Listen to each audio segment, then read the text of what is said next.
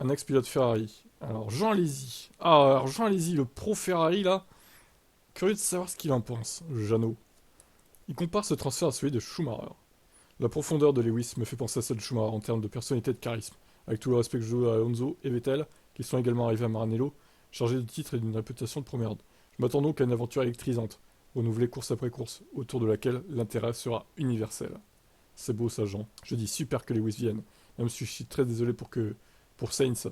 Mon comportement et les performances ces dernières années ont été plus que positifs, voire surprenants. Résultat, compétitivité et discipline, fort et juste. Un véritable gentleman du sport auto, qui à ce stade se retrouve dans une situation inconfortable et imméritée.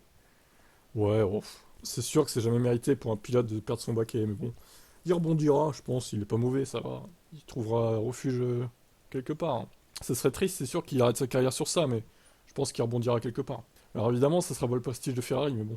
Après, s'il peut aller chez Audi en tant que pilote numéro un, par exemple, en 2026, ça pourrait être pas mal pour lui, hein. Quitte à faire une année sabbatique en 2025 si vraiment il a pas de place, mais Audi, ça peut être pas mal pour Sainz en vrai. Jean Alesi est convaincu qu'il trouvera d'autres opportunités, oui, moi aussi je pense. Alesi ajoute que Schumacher n'aurait jamais accepté un pilote comme Hamilton à ses côtés. Bah oui, ça on s'en doute. Je peux penser à une dernière considération ajoutée presque comme une chute, Michael Schumacher tel que je le connais, tel qu'il pensait et agissait, et Lewis Hamilton dans son équipe à ses côtés, il ne l'aurait jamais voulu. Et c'est ça qui est mieux avec Ferrari maintenant, c'est qu'il n'y a plus tout ça, il n'y a plus cette hiérarchie du P1, du P2, du pilote qui décide tout là, et comme Verstappen le fait chez Red Bull par exemple.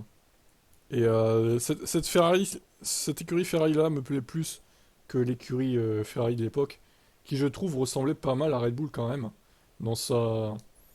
Alors pas dans sa toxicité, parce que bon, Jean Todt c'est pas Marco quand même, ou Horner, mais dans son organisation ça ressemblait pas mal à Red Bull de maintenant en fait.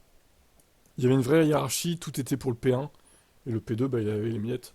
Et ça c'est pas bien. Ça c'est pas bien, donc cette écurie de Vasseur Ferrari là me plaît plus que celle de l'époque, que je ne pouvais pas piffrer, on va être honnête, hein.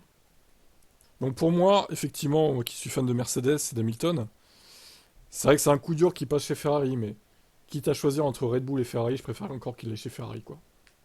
Largement. Et comme j'ai déjà répété, je soutiendrai l'équipe Mercedes au constructeur par rapport à Ferrari quand même, mais je soutiendrai Lewis Hamilton face aux deux pilotes Mercedes, quels qu'ils soient d'ailleurs. Voilà. Voilà mon avis là-dessus. Quel est votre avis sur l'arrivée de Lewis chez Ferrari? Est-ce que ça vous rappelle Schumacher?